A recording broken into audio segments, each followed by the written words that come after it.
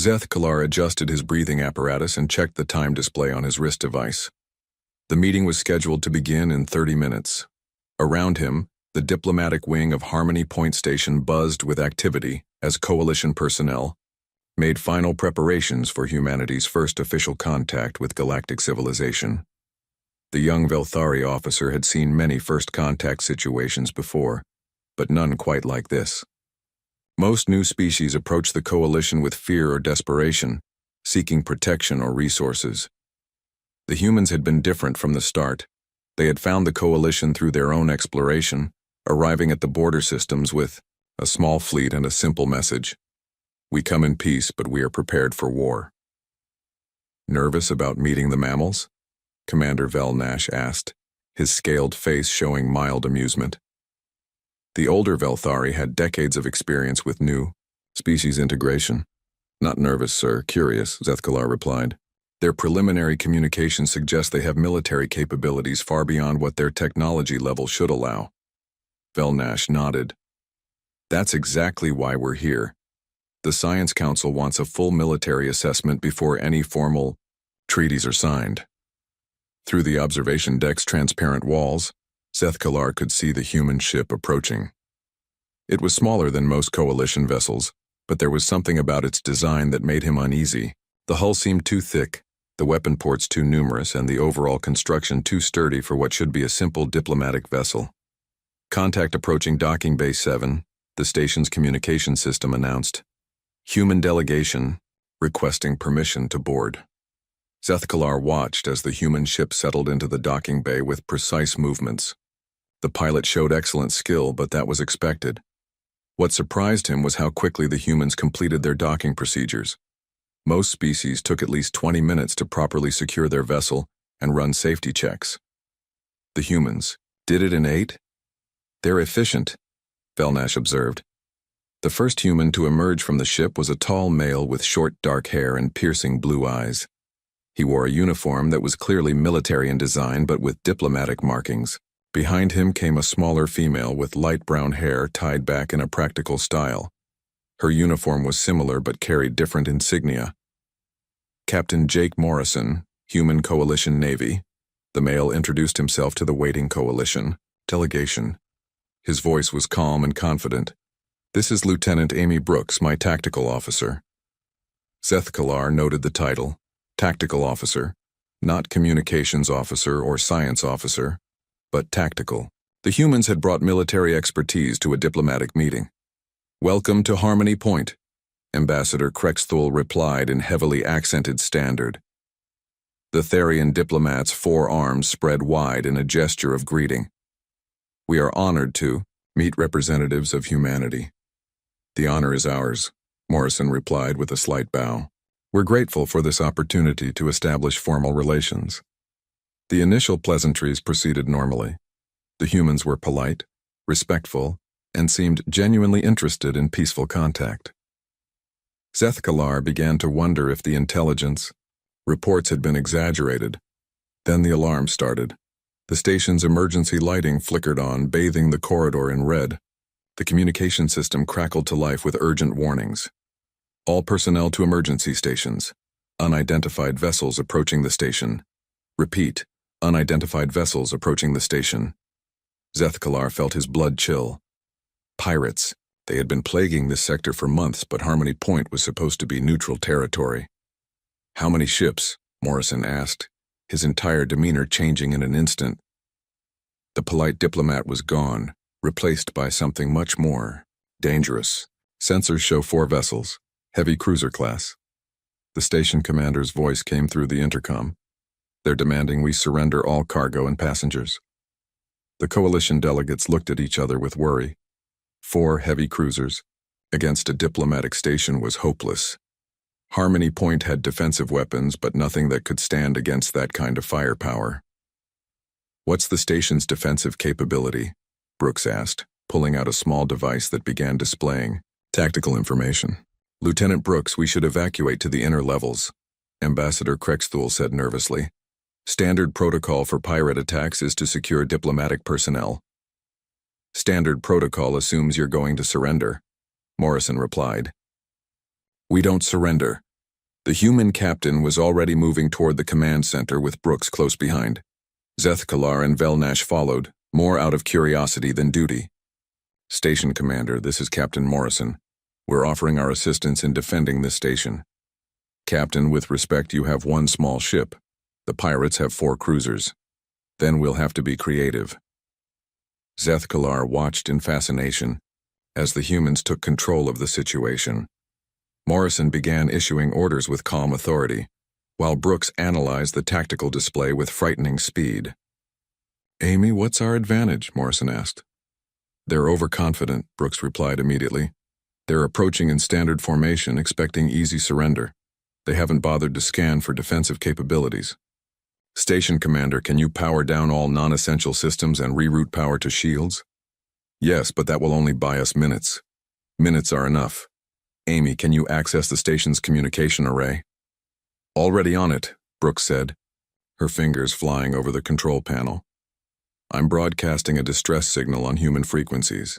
If any of our ships are in range, they'll know we're in trouble. Good. Now, do we have any maintenance shuttles in the docking bays? The station commander looked confused. Yes, but they're unarmed civilian craft. Perfect. Zethkalar was completely lost. How were maintenance shuttles going to help against heavy cruisers? Commander Velnash, Morrison said, turning to the senior coalition officer, I need your permission to implement human tactical doctrine. What does that involve? Making the pirates wish they had never heard of Harmony Point. Velnash looked uncertain, but nodded. Proceed, Captain. What happened next was unlike anything Zethkalar had ever witnessed. The humans didn't just respond to the pirate attack. They turned it into an opportunity. Brooks used the station's communication array to broadcast false surrender negotiations, buying time while secretly coordinating with the maintenance crews. She convinced the pirates that the station was preparing to surrender, all while Morrison organized a counterattack using resources that shouldn't have been weapons. The maintenance shuttles were loaded with spare reactor cores and sent on automated courses toward the pirate ships. To the pirates, they looked like cargo containers being ejected as tribute. When they moved in to collect their prizes, the humans remotely detonated the reactor cores. 2 pirate cruisers were destroyed instantly. The third was heavily damaged and barely able to maintain power. The 4th tried to retreat, but Morrison had anticipated this. Amy, now. Brooks activated a program she had secretly installed in the station's sensor array. It created false readings that made the retreating pirate ship think there were coalition warships approaching from multiple directions. In panic, the pirates turned back toward the station directly into the range of the defensive weapons. Target their engines, Morrison ordered. We want them alive. The battle was over in less than 20 minutes. What should have been a devastating pirate raid had become a complete victory for the station, with 3 pirate ships destroyed and 1 captured with its crew intact. How? Velnash asked in amazement. Simple, Morrison replied. We didn't fight their strength. We fought their assumptions. Zethkalar stared at the tactical display showing the debris field where the pirate ships had been. The humans had taken a hopeless situation and turned it into a trap. They had used civilian equipment as weapons, turned the station's communication array into a tactical advantage, and exploited their enemies' overconfidence. Captain Morrison, Ambassador Krexthul said, his voice filled with awe and something that might have been fear. Your species has a unique approach to warfare. We prefer to think of it as problem-solving, Brooks replied with a slight smile. As the humans returned to their diplomatic duties, Zethkalar found himself deeply unsettled. He had expected to observe a routine first contact meeting. Instead, he had witnessed something that would change his understanding of warfare forever. The humans didn't just fight battles. They reimagined them completely. 6 months after the incident at Harmony Point, Zethkalar found himself on the fortress world of Calith Prime, watching the siege that had already claimed thousands of coalition lives. The Shendari Empire had surrounded the planet with their massive fleet, cutting off all supply lines and slowly grinding down the defenders with superior technology and firepower. Zethkalar stood on the command tower's observation deck, looking out over the scarred landscape. Craters from orbital bombardments dotted the surface like pockmarks. The defensive shields flickered constantly under the endless barrage from above. Food was running low, ammunition was nearly gone, and morale was at its lowest point since the siege began. "Another supply convoy destroyed this morning," Commander Velnash reported, his voice heavy with exhaustion. "The Shendari intercepted it 3 hours out from the planet." Through his binoculars, Zeth Kalar could see the enemy positions in the distance. Massive Shendari war machines moved across the horizon like metal mountains, their weapons charging for another bombardment. Their technology was at least 50 years ahead of anything the Coalition possessed. Their armor was thicker, their shields stronger, their weapons more powerful. "Sir, incoming transmission from the human fleet," the communications officer announced. Zeth Kalar felt a mix of hope and curiosity. After what he had witnessed at Harmony Point, he was eager to see how humans would handle a conventional siege. The Coalition had been fighting by standard military doctrine for months with no success. Perhaps human methods would prove more effective. "This is General Marcus Kane of the Human Expeditionary Force," the voice came through the speakers. It was deep and calm, with an accent Zeth Kalar didn't recognize. "We're requesting permission to land ground forces and assist in the defense of Kaleth Prime." "General Kane, this is Coalition Command," Velnash replied. "We welcome any assistance, but I should warn you the situation is quite desperate. The Shendari have us completely surrounded and outgunned." "Understood, Commander. We're not here to outgun them. We're here to outthink them."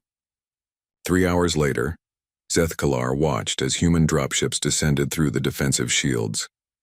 The ships were different from Coalition transports. They were smaller, faster, and seemed designed to avoid detection rather than carry maximum cargo. The first human officer to reach the command center was a tall woman with short red hair and intense green eyes. Her uniform was practical and showed signs of recent combat. Behind her came a mixed group of human soldiers, each carrying equipment that Zeth Kalar didn't recognize.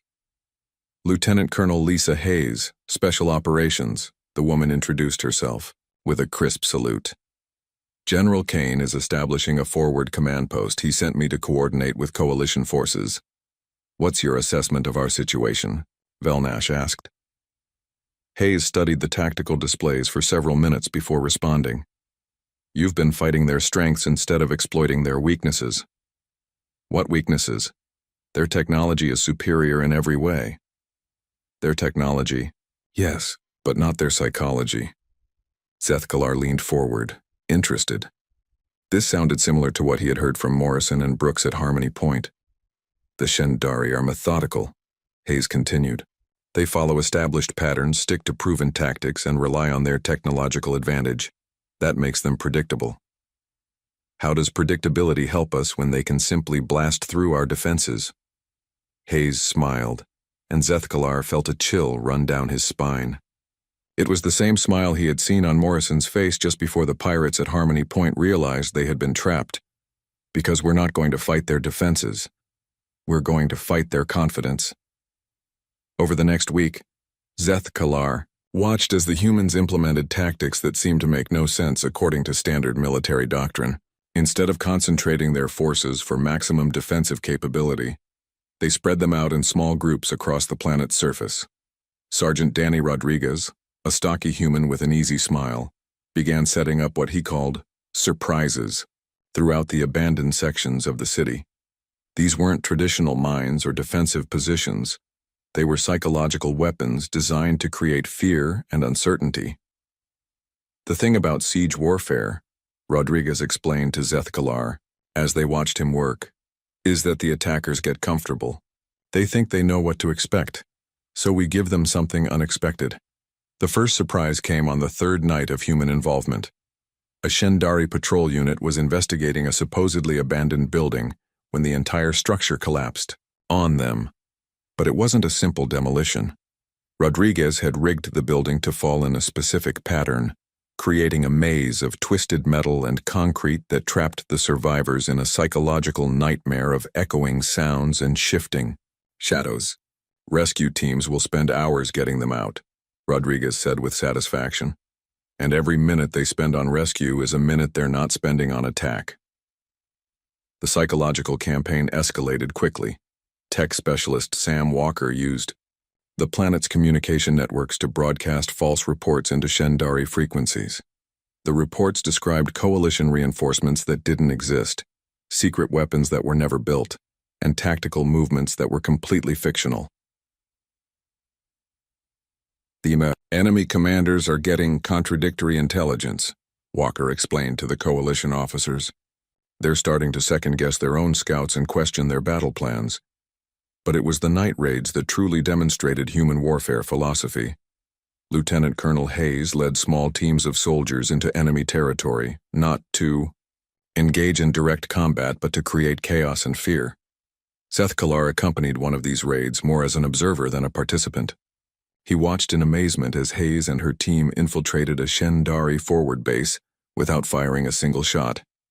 Instead, they sabotaged equipment in subtle ways, planted false intelligence reports, and left behind signs that they had been there, without actually harming anyone.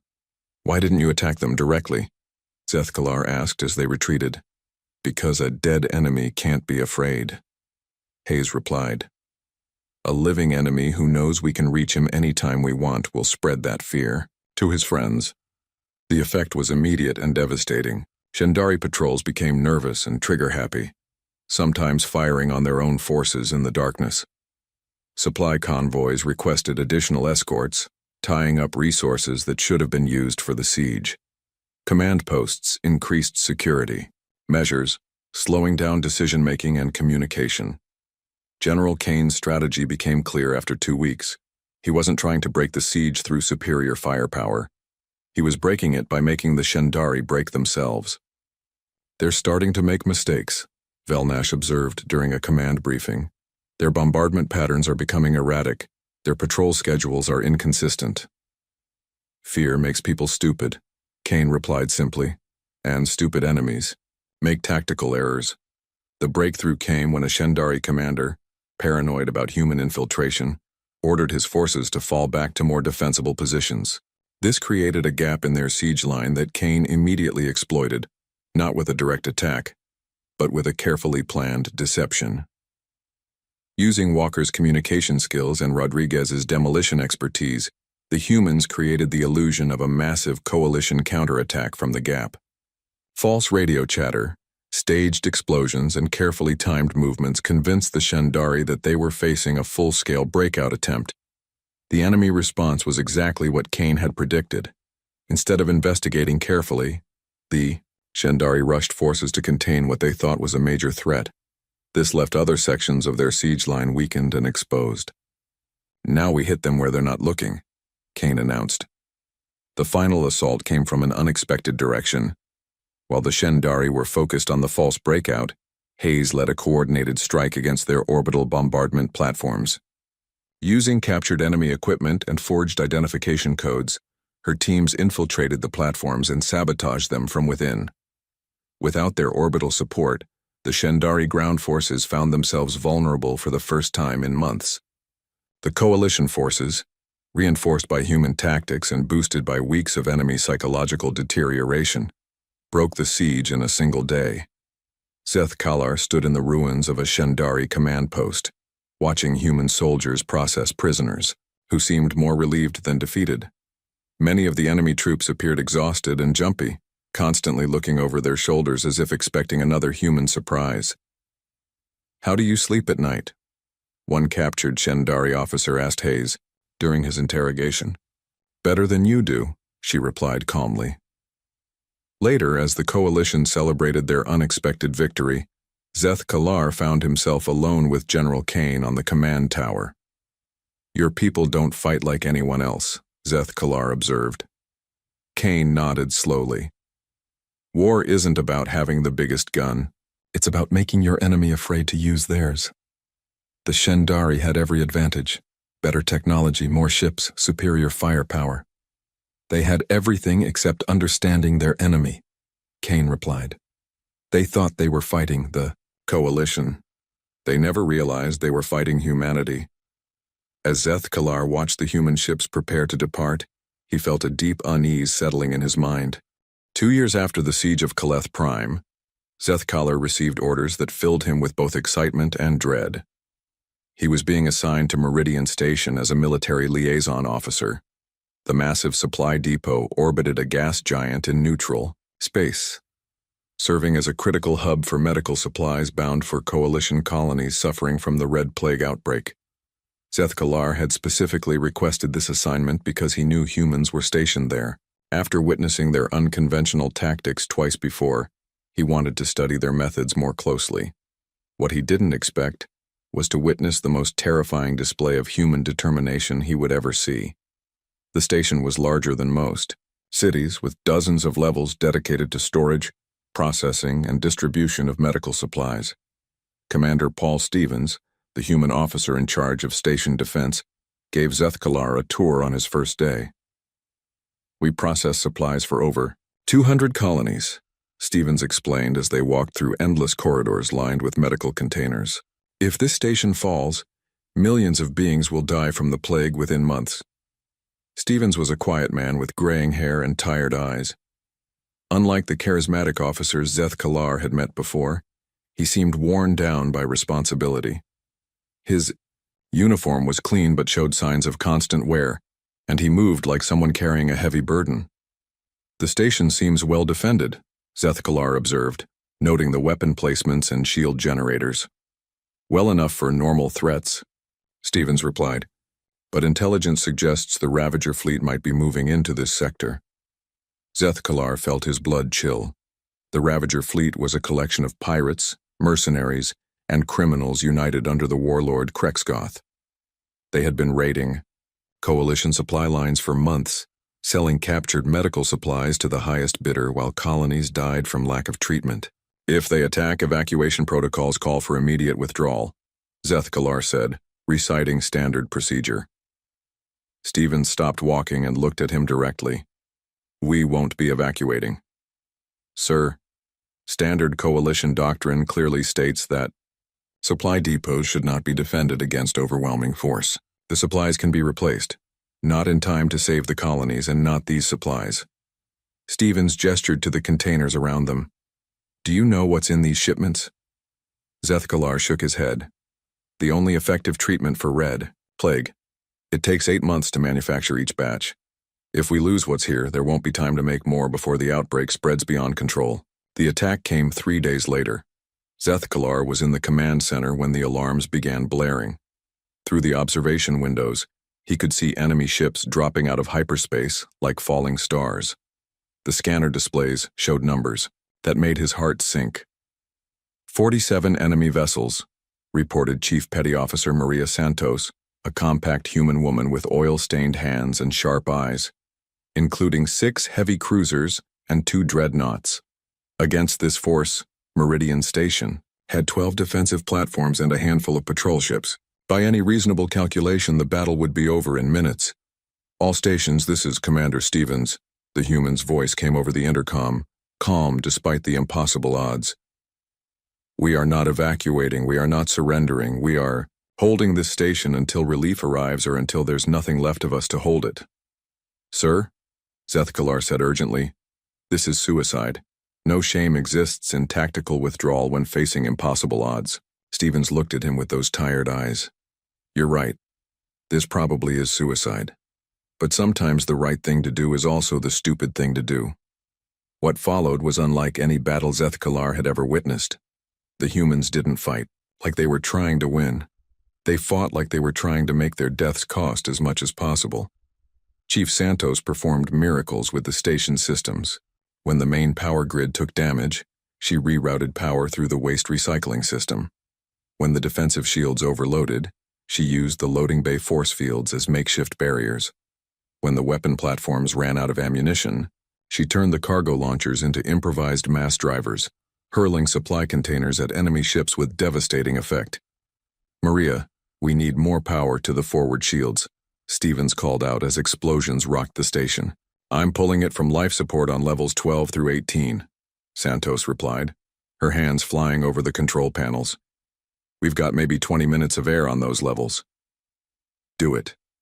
Dr. Kevin Liu, the station's chief medical officer, refused to evacuate the medical bay even as enemy boarding parties fought their way through the outer levels.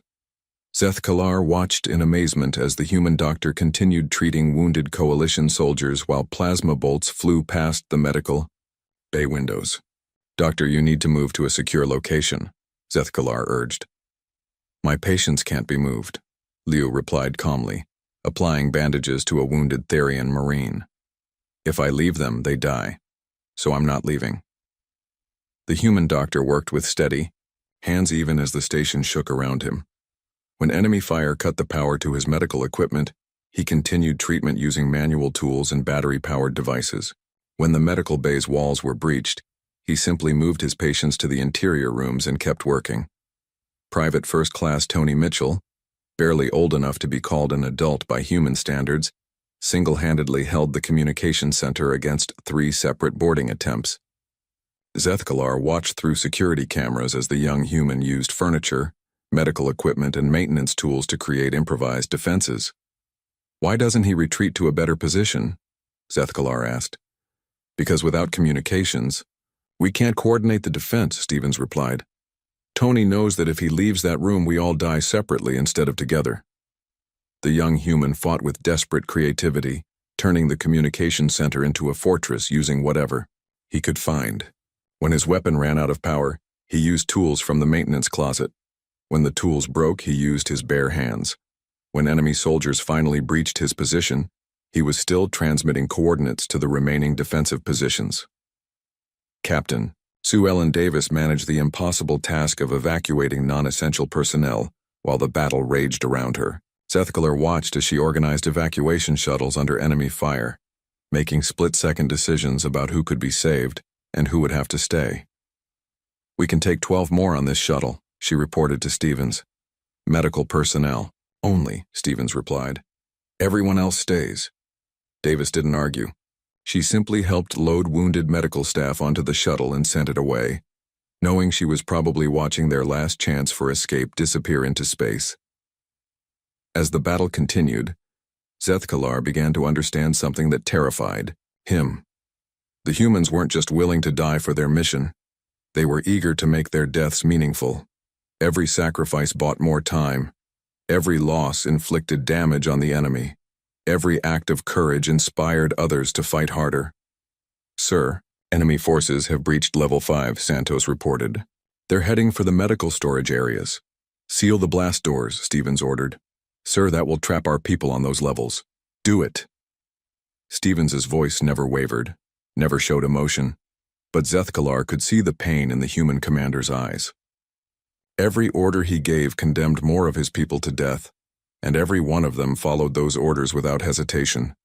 The end came after 18 hours of continuous fighting. Enemy forces had captured most of the station, but the humans had made them pay for every corridor, every room, every supply container. The medical storage areas were still secure, protected by blast doors and defended by the last few human soldiers. "Stevens, this is Krexgoth," the enemy warlord's voice came through the communication system. "Surrender now and I'll let your people live." Stevens looked around the command center at his remaining staff. Santos was unconscious from blood loss, her hands still gripping the control panels.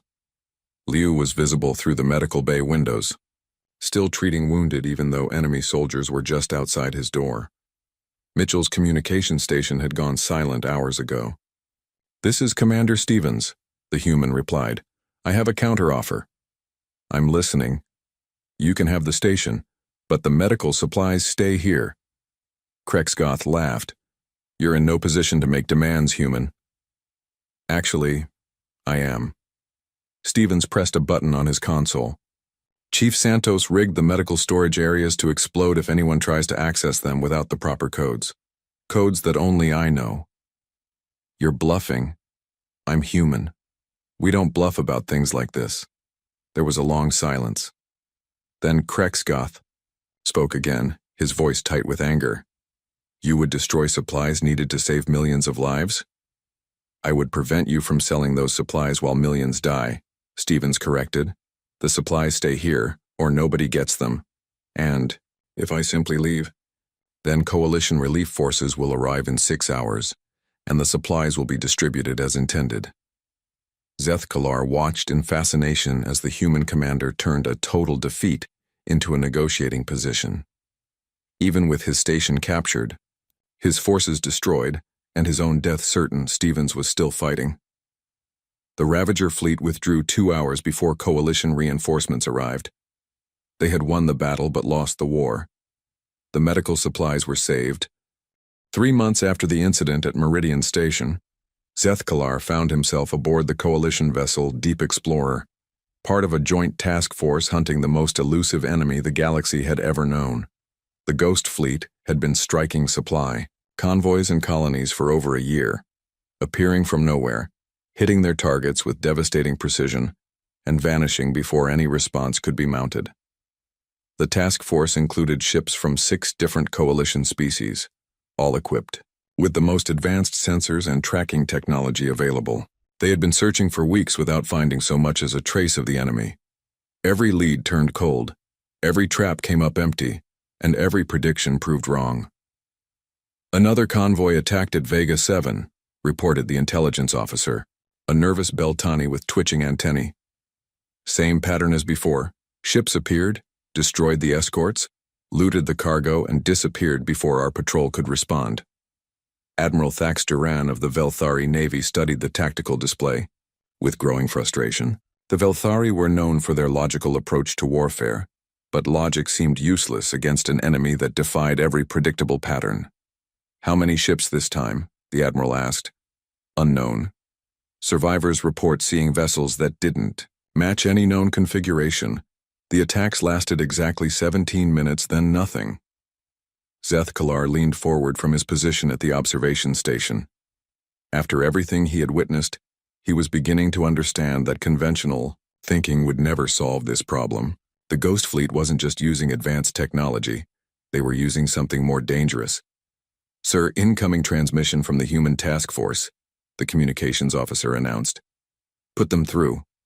The main screen flickered to life, showing a woman with steel-gray hair and calculating eyes. Her uniform bore insignia that Zeth Kalar didn't recognize, but her bearing suggested extensive command experience. "Admiral Thax Duran, this is Admiral Grace Patterson of the Human Strategic Fleet. We're requesting permission to join your hunt for the Ghost Fleet." "Admiral Patterson, we welcome any assistance," Thax Duran replied formally. "Though I should warn you, this enemy has proven remarkably elusive. Our best tactical analysts have been unable to predict their movements." "That's because you're trying to predict where they'll go next," Patterson replied. "We prefer to understand why they go where they go." 4 hours later, Zeth Kalar watched as human ships took positions throughout the coalition fleet. They were smaller vessels built for speed and stealth rather than heavy combat. Each ship seemed designed for a specific purpose, like pieces of a puzzle that would only make sense when assembled. The human officers who came aboard Deep Explorer were unlike any military personnel Zeth Kalar had met before. Captain Rick Thompson, the reconnaissance specialist, carried equipment that looked more like scientific instruments than military gear. Lieutenant Commander Beth Turner, the intelligence officer, spent her time studying psychological profiles rather than tactical reports. "What's your assessment of the situation?" Admiral Thax Duran asked during the first joint briefing. "You're hunting the wrong thing," Turner replied bluntly. "You're looking for ships when you should be looking for patterns. You're tracking technology when you should be tracking behavior." "The Ghost Fleet uses some form of advanced stealth technology," the Coalition intelligence officer protested. "Our sensors can't detect them." "That's not stealth technology," Captain Thompson said, studying the attack reports. "That's knowledge. They know where you're going to look, so they make sure they're not there." Navigator Pete Johnson, a quiet human with sharp eyes, spread out a star chart covered in complex calculations. "Look at the timing of the attacks. They're not random. There's a pattern, but it's not based on military strategy." "What kind of pattern?" Zeth Kalar asked, genuinely curious. "Economic. The Ghost Fleet attacks when cargo prices are highest and when coalition patrols are thinnest. They're not military raiders, they're businessmen." Chief Analyst Nina Foster pulled up detailed profiles on her portable display. "We've been studying the survivors' reports. The attacks are too precise, too efficient. These aren't random pirates. They have inside information. Admiral Patterson nodded approvingly at her officer's assessments. The Ghost Fleet succeeds because they understand their enemy better than their enemy understands them. They know Coalition patrol schedules, cargo routes, and response times. The question is how. You're suggesting we have traitors in our ranks? Admiral Thax Duran asked, his voice tight with anger. I'm suggesting you have predictable habits, Patterson corrected. The Ghost Fleet doesn't need spies when they can simply observe and learn. Over the next several days, Zeth Kalar watched as the humans completely changed the nature of the hunt. Instead of trying to track the Ghost Fleet's ships, they began tracking the fleet's psychology. Turner analyzed every attack for behavioral patterns, looking for signs of the enemy's decision-making process. They're cautious, she reported during a briefing. Every attack is carefully planned and perfectly executed. They never take unnecessary risks, never stay longer than required, never attack targets that might fight back effectively. That suggests they're not warriors, Thompson added. They're opportunists. They'll only fight when they're certain they can win. Johnson's navigation analysis revealed something even more important. Their attack patterns suggest they have a base of operations within Coalition space. Somewhere they can monitor our activities and plan their raids. How can you be certain? Admiral Thax Duran asked. Because they respond to our movements too quickly, Johnson explained. When we change patrol routes, they adjust their attack patterns within days. That's not possible if they're operating from outside Coalition space. Foster's psychological profiles painted a picture of an enemy that was both familiar and alien. They understand Coalition psychology better than most Coalition officers do. They know exactly how long it takes for our commanders to make decisions, how our bureaucracy works, how our different species interact. Which means they've been studying us for a long time, Patterson concluded. This isn't a recent threat. The Ghost Fleet has been watching and learning for years before they started attacking. The breakthrough came when Turner made a connection that no one else had considered. What if the Ghost Fleet isn't one organization? What if it's a network of smaller groups working together? Explain, Admiral Thax Duran requested. Look at the attack patterns again. Each raid uses different tactics, different ship configurations, different approaches. It's like watching several different commanders, not one. Thompson nodded enthusiastically. That would explain the intelligence gathering. Instead of one group of spies, you have dozens of small cells feeding information to each other. And it would explain why they're so hard to track, Johnson added. We're not hunting one fleet. We're hunting an entire shadow network. Foster pulled up communication intercepts from the past year. If Lieutenant Commander Turner is right, then somewhere in all this data should be evidence of coordination between different groups.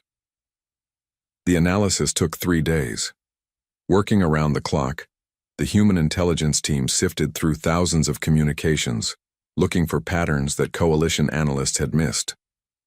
They found subtle codes hidden in commercial transmissions, meeting schedules disguised as shipping manifests, and coordination signals embedded in routine administrative messages. Got them, Foster announced finally. The Ghost Fleet is coordinating their operations through the civilian communication network. They're using legitimate business channels to pass military intelligence. How many cells are involved? Patterson asked. At least 12 separate groups operating across Coalition space.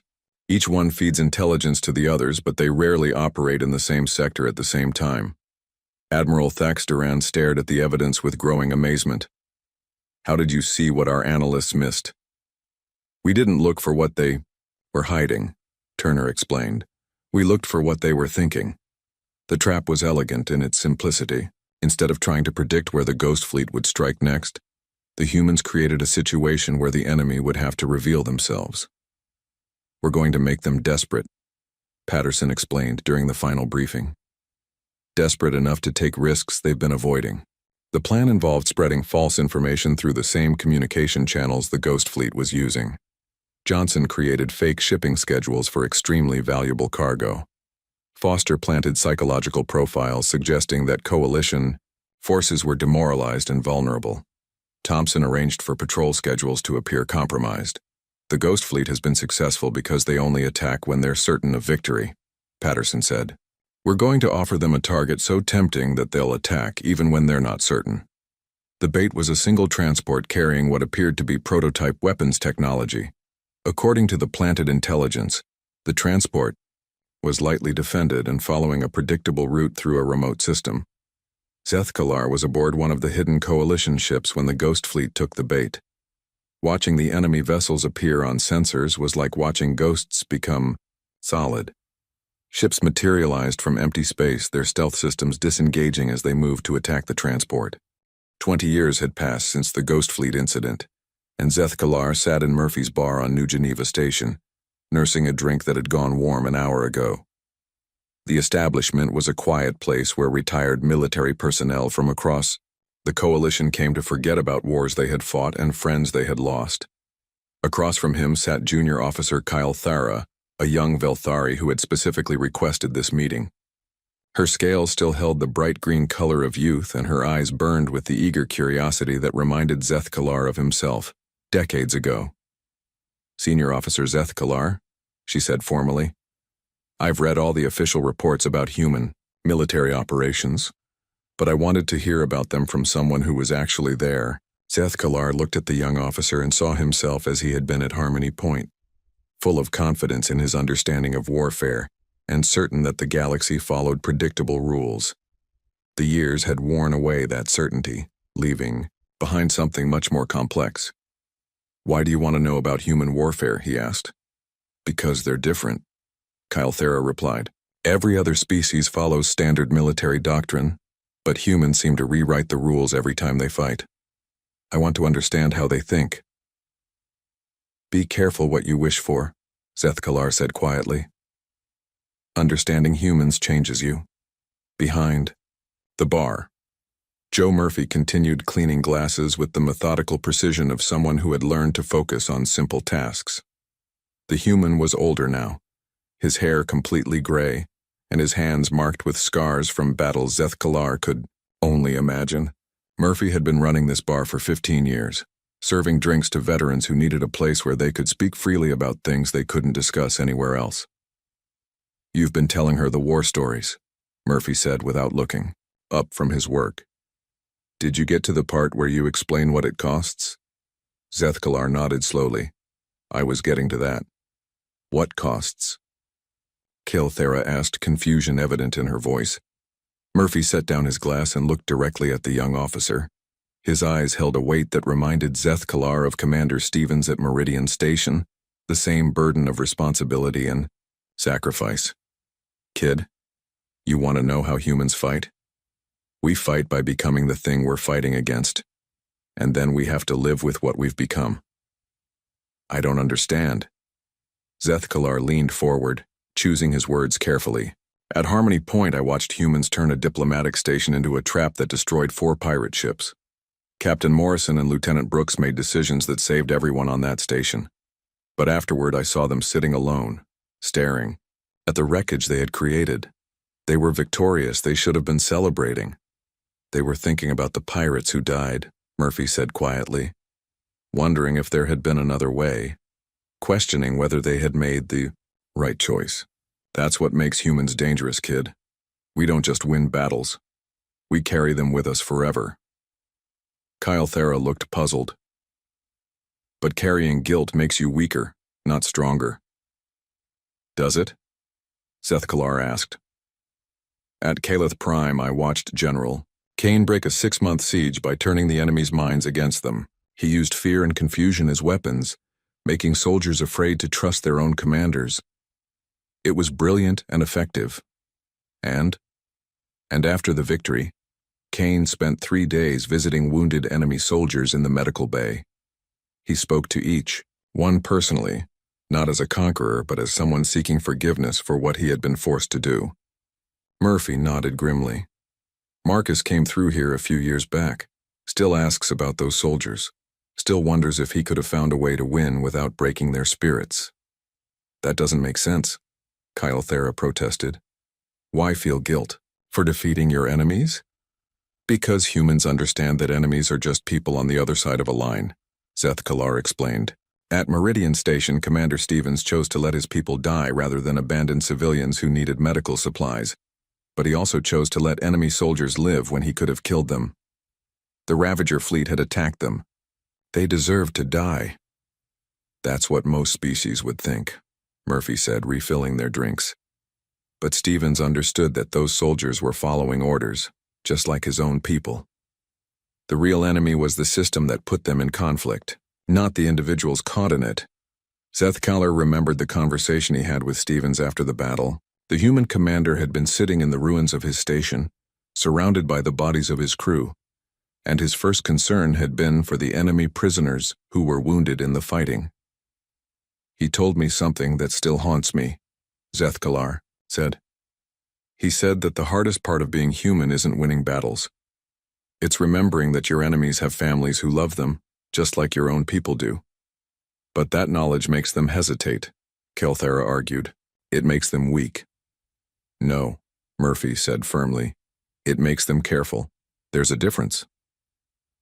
At the Ghost Fleet operation, Zethkalar continued, Admiral Patterson spent weeks learning to think like her enemies. She understood their psychology better than they understood themselves. But after the battle, she insisted on personally interviewing every captured enemy officer for intelligence purposes, to understand who they were as individuals, to learn their names, their backgrounds, their reasons for fighting. She wanted to make sure she remembered them as people, not just as tactical problems to be solved. Murphy walked around the bar and sat down with them, something he rarely did. His expression was serious, the look of someone about to share a difficult truth. "You want to know the real difference between humans and other species? Other species fight to win. Humans fight to end the fighting. Every battle we win brings us closer to a galaxy where battles aren't necessary." "That's impossible," Kelthera said. "There will always be conflicts. Different species have different needs, different goals." "Maybe," Zethkalar said. "But humans believe that understanding leads to peace. Every enemy they defeat, they try to understand.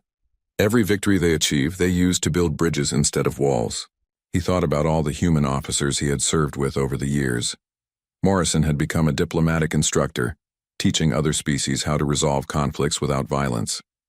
Kane had founded a center for psychological warfare ethics, helping military officers understand the moral implications of their tactics. Stevens had dedicated his retirement to improving medical supply distribution, ensuring that no colony would ever again face the choice between medicine and security. "But what about the price?" Kelthera asked. "You mentioned that human methods have a cost." Murphy was quiet for a long moment, staring into his drink. When he spoke, his voice was barely above a whisper. "The price is that we remember everything. Every enemy we've defeated, every life we've taken, every choice we've made. Other species can forget their wars and move on. Humans carry every battle with us until the day we die." "I've seen human veterans," Zethkalar added. "They don't celebrate their victories. They mourn their necessity. They don't boast about their enemies' defeats. They honor their enemies' courage." "Why?" Kelthera asked, genuinely confused. "Because understanding your enemy means understanding that they're not really different from you," Murphy explained. "And if they're not different from you, then their deaths are tragedies, not victories." Zethkalar finished his drink and stood up slowly. The weight of years and memories made every movement deliberate.